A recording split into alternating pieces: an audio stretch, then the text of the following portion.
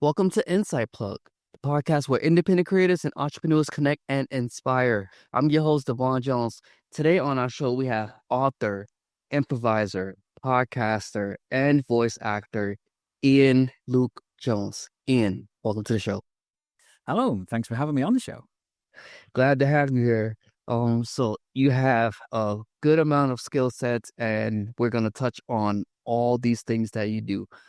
But before we jump into what you do and the projects that you worked on, so let's start with voice acting. Ian, when did you know that voice acting wanted to be something that you wanted to pursue? Voice acting really sort of came into my life a few years ago, and I I'd been sort of dreaming about it for years. It's the sort of thing I love lots of things that are sort of animated or involve voice acting in some way, shape, or form. And I didn't know that sort of normal people could do that kind of thing. I used to think it was like this behind closed doors, only secret members of the club could get into it sort of thing. But then I started doing some research and I realized, oh yeah, it is hard to get into, but there are doors open, and I discovered something called Gravy for the Brain, which was sort of my one-stop shop for all my training. And I am a trained actor. I trained from a very young age how to act, but acting and voice acting, they're two very different disciplines.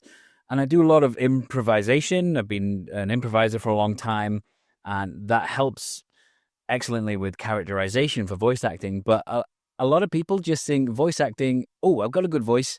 I can be a voice actor. People say my voice is good, but there's so much to it. So what I had to do was forget everything that I thought I knew and strip everything back and build from nothing and build up from there. Because when I first started my training through Gravy for the Brain, I thought, I'm going to breeze through this. I know how to act. But then I learned very quickly, oh, everything I know about acting goes out the window because voice acting is its own beast. And yeah, I just learned really that training is key. So that was about, I want to say about 3 years ago right now, when I sort of had the discovery of, oh, this is actually something I can do. Awesome, awesome. Um, Out of curiosity, was there any shows that kind of sparked your interest in like voice acting, it's like an animation or a cartoon, anything that you watched that's kind of like, okay, yeah, I like this. I think an animated sort of series that I've really sort of been into as an adult has been, well, anything Star Wars based, so Clone Wars or Star Wars Rebels, anything along those lines. Growing up as a child, I watched The Simpsons. I don't watch it as an adult, but I did watch it as a child, and South Park as well. The things that I've got sort of famous characters that I spent a lot of time mimicking, I guess, growing up. And I've always done voices as an improviser and an actor. I've always been like a voice guy. I tend to use voices to characterize what I'm doing. Certainly in improv, I'm the sort of person that will go into a scene and I'll throw on a different accent or a different voice to help bring my character to life and show differentiation instead of just always talking with my own voice. So yeah, I mean, shows have always been there. Or games as well. Video games have always been a big thing. I was a massive sort of Final Fantasy fan growing up, and games have sort of evolved now where they are cinematic. It used to just be that you had to read all of Mhm. the text, but as time's gone on, games have become so cinematic that yeah, like it was video games as well that really drew me into the voice acting world. Awesome, awesome.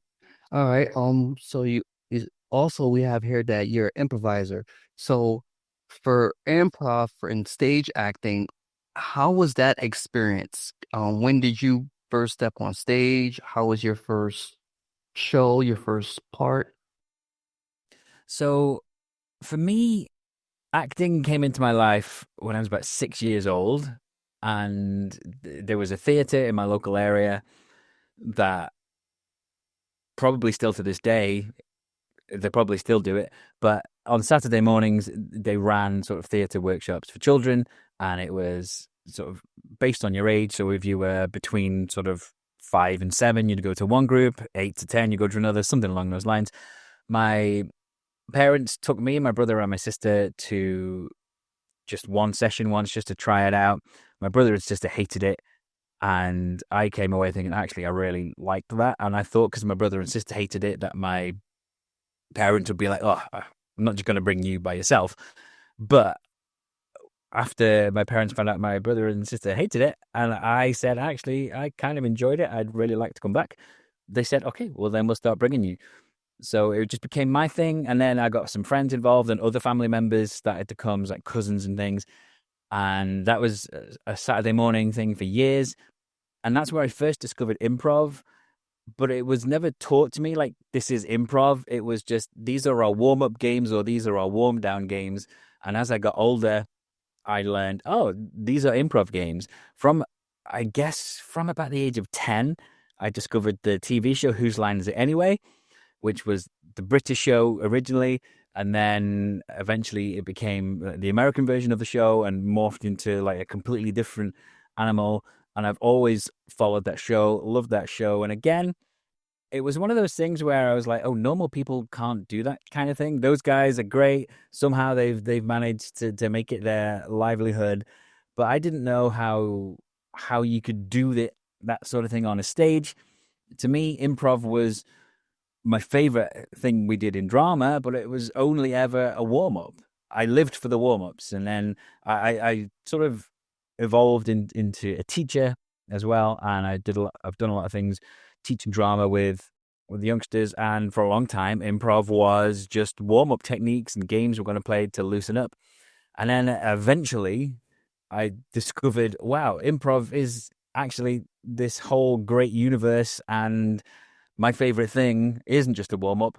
It is actually the main event. And now I spend a lot of time just doing various improv related activities. Awesome. I love that. I love that. All right, so let's jump into one of your projects here. So this is at the Liverpool Improvisation Festival, the You and Me show. How did you get a part of that and how was that experience? Well, first of all, the experience was amazing and also the most nerve wracking I've ever experienced, which I'll come to now. But the way that show came about, so the Liverpool Improvisation Festival, it's relatively young in terms of festivals because this was its third year. I've had the pleasure and honor of performing in the first two festivals with other improv things that I'm part of. So 3 years ago, I performed with Glossop Improv, which is an improv organization which I'm a member of, and I facilitate regular online improv sessions for Glossop Improv. And a group of us, which was a mix of the in-person people and the online people, came together and we did a show, just a short form improv show at the first festival. And then last year, my improv troupe, the Oikers, performed at the festival. And again, it was just a short form silliness improv show. And the way festivals work is they're always trying to give a platform to new shows. So if you've performed at a festival before, chances are you won't perform there again with the same show or the same connotation, certainly not for a few years. So the third year of the show was coming up and they put applications out. And over the last year, I've been very sick. I had pleurisy, which led to long COVID. And so I still struggle now with long COVID issues, as it's been a really long road. So last year I did a lot of sitting around at home, and when they put the application forms out for the festival, it was at a time where I was like, oh, surely I'll be better by then. And I didn't have a lot else to do. So I thought, oh, I'm going to come up with something and see if I can get myself on the bill for the third year running. And then I just came up with the You and Me show, which is basically a show where I did short form improv games with members of the audience. And if anyone can think of Whose Line Is It Anyway, if you've seen Whose Line Is It Anyway, that's basically what I did, except I was doing it with people from the audience. And I wanted to make sure that I chose games that would protect the audience. So no one was in any danger of failing. The only person that could possibly sort of come up short on stage would be me, but then it's part of improv and that's expected. So I wanted to make sure people that came up on stage were only going to succeed. And fortunately, that is what happened, and it went really, really well.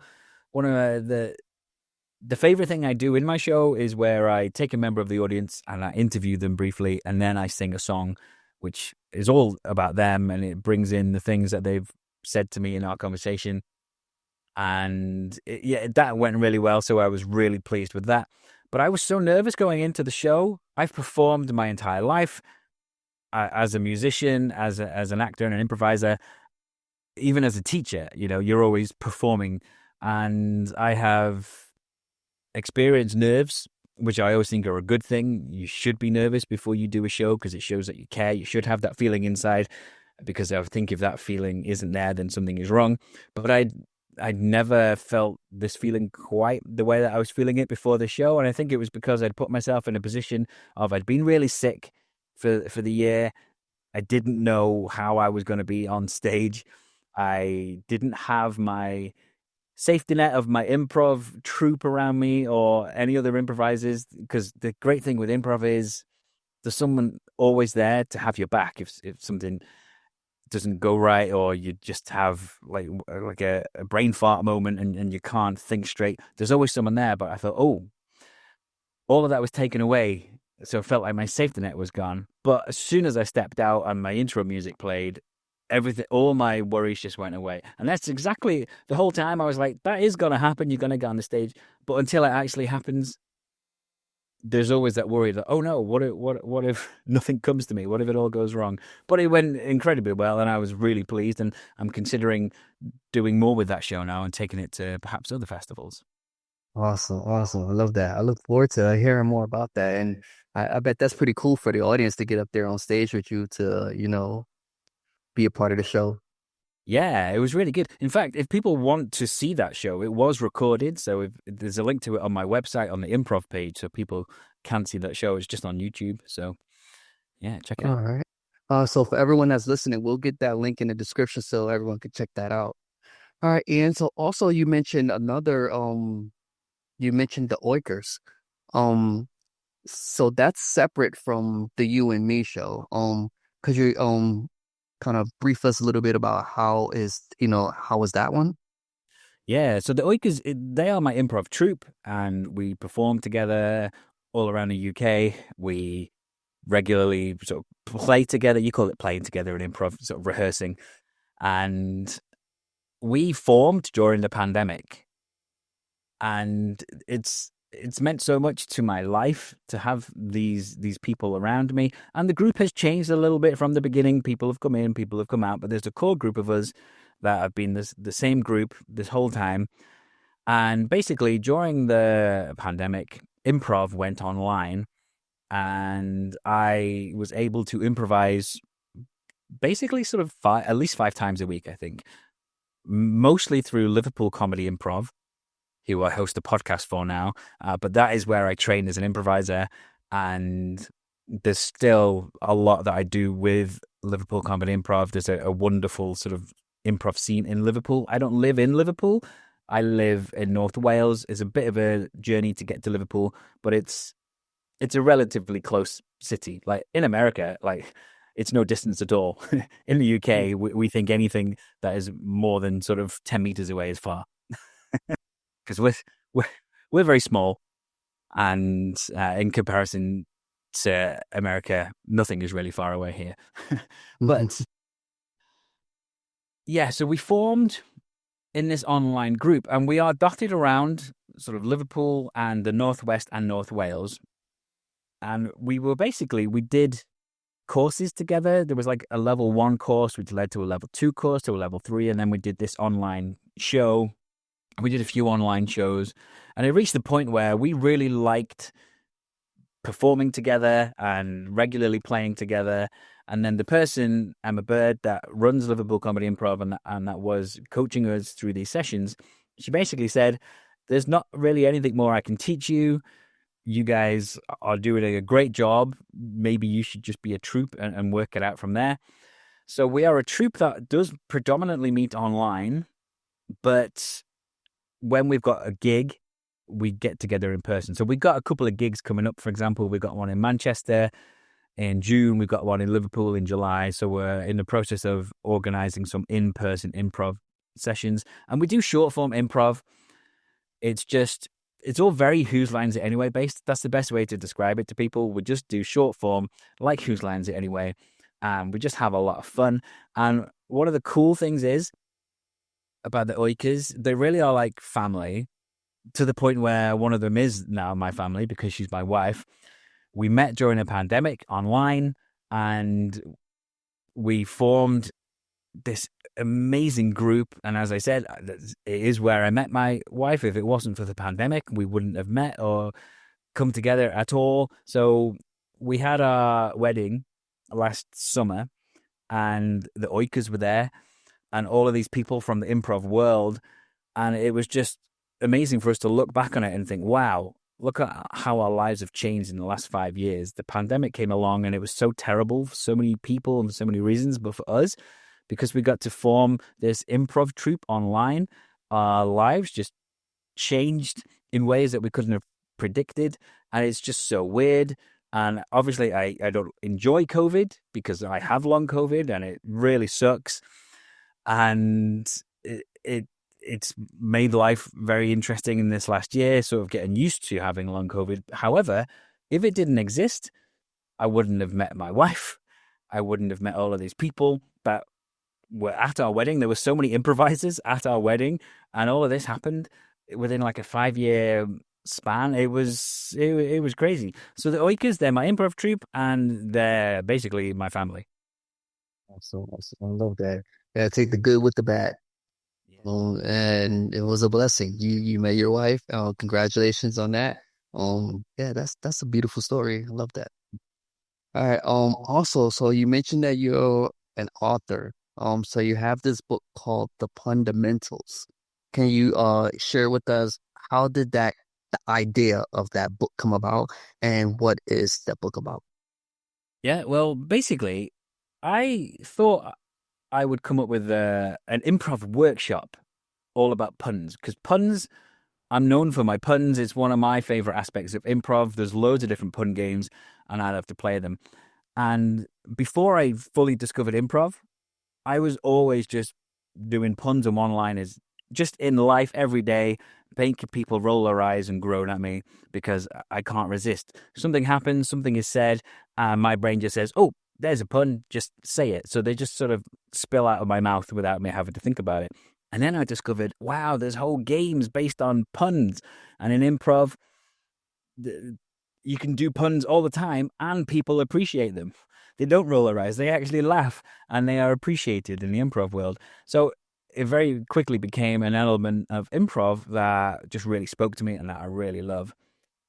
And it turns out loads of people don't like the pun games because they're scared of them, and they think, I have to be funny. I can't think that fast.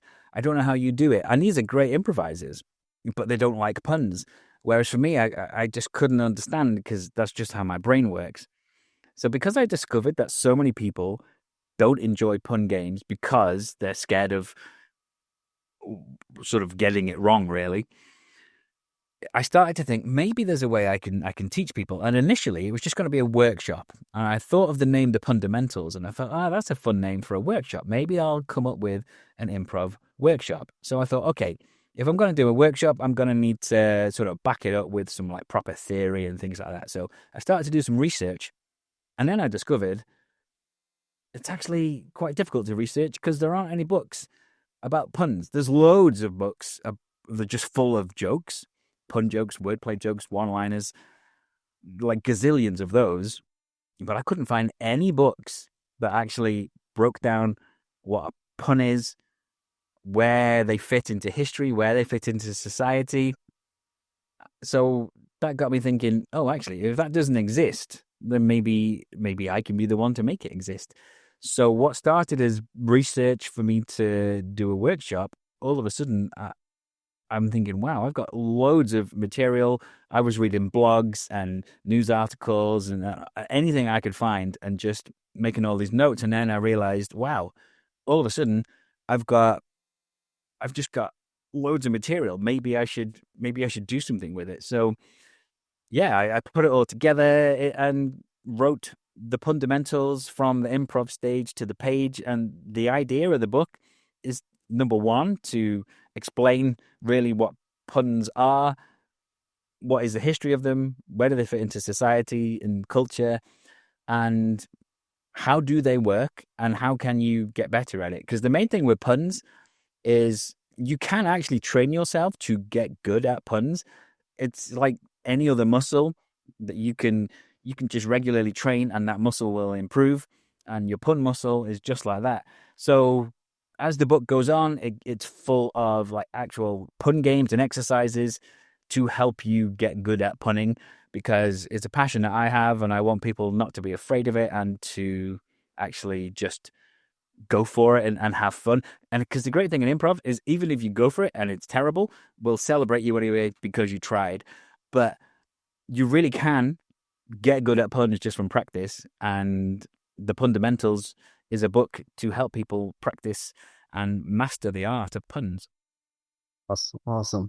And where can anyone purchase that book at? So that book is available on Amazon. And depending on which country you're in, you have to go to your sort of native Amazon. And at time of recording, it is free for Kindle readers. If you've got Kindle Unlimited, you can see the book for free. Or if you don't have Kindle Unlimited, it is available just regularly on Kindle for you to purchase. You can purchase it paperback, you can purchase it hardback, and yeah, it is exclusively on Amazon. Awesome, awesome. All right, Ian, so when you're not on the stage, when you're not writing books, when you're not on the podcast, in your free time, you play some sports, I see. Says you're a badminton player. Yep, I have been playing badminton for a long, long time. Basically, all my life, competitively since I was 18, and it's really fun, and it's very different to everything else I do because I don't really play other sports. I I started playing it when I was very young because my parents played it, and they would have a group and they would go and play. When I reached about the age of, I want to say about maybe 11 or 12, my parents started to let me come and play with them and their friends, and I thought I was great. Turns out I was terrible. And I discovered that when I was 18, and I went to join my local club, and I was like, yeah, I could play badminton. I've been playing for years. And then I realized all of a sudden, wow, like these people are way better than I am.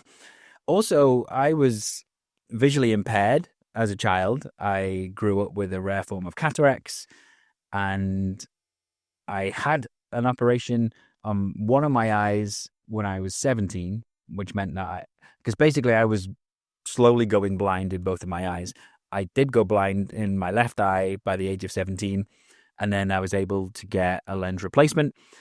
And then it happened with my other eye much later. So that was 29 when that one happened. So I do have good eyes now. But when I was playing badminton, I had this crazy unique style, which I didn't realize at the time was because of my eyes, because I had to adapt. I basically couldn't see the shuttle if it went high into the lights. I had to wait for the shuttle to drop out of the lights so it was basically right in front of me. And then instead of doing lots of smashes, I developed this lots of flicks, a little technique, which meant I was letting the shuttle drop and then doing things. But it wasn't out of sort of anything other than the fact that I couldn't see the shuttle. So yeah, when I was 18, I joined my local club, and then I got to play competitively because I just happened to join at a time where they were putting out an extra team and they needed people to fill it. So that was from the age of 18. I joined that season and played, got into the team, and I've been in the team ever since. And I'm at the point now where I am considered one of the best players in our club, which is really, really great. However, because I've been so sick over the last year, it's been very challenging. And also I have a meniscus injury in my knee, which does make life hard. I have to strap my knee heavily now to play. but I still persist, and I do still get stuck in, and I give it my all because I do enjoy the outlet that you get from it, the rush of energy that you get, especially when you play competitively. It just, yeah, it's just a sport that has always called to me. I don't even enjoy watching badminton. Like, I don't watch it on the telly because it's very boring to watch on the telly, but to play it is fantastic. Awesome, awesome. And also, congratulations. You are a Nuba plate winner for Batman. Yes, yeah, we won the plate last season, and that was very cool because we hadn't really won anything for a long time, but we've had a sort of a big influx of new players and had a really refreshed team in the last couple of years. So yeah, to go actually and get some silverware was quite an achievement, especially because the final, when we played that final, it was at a time where I was really sick, and it was a couple of weeks before I ended up in hospital with pleurisy, which led to the long COVID. So I was in a terrible state, and I managed to really drag out a performance, which is perhaps one of the greatest performances that I've ever managed to pull out on a badminton court. Because I was incredibly sick, but I still managed to get lots of points for my team. Awesome, awesome.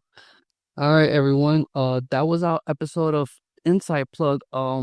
Ian, thank you for sharing everything that you do, from your book, The Fundamentals, the You and Me show, the Oikers, meeting your wife, um, winning the plate in Batman.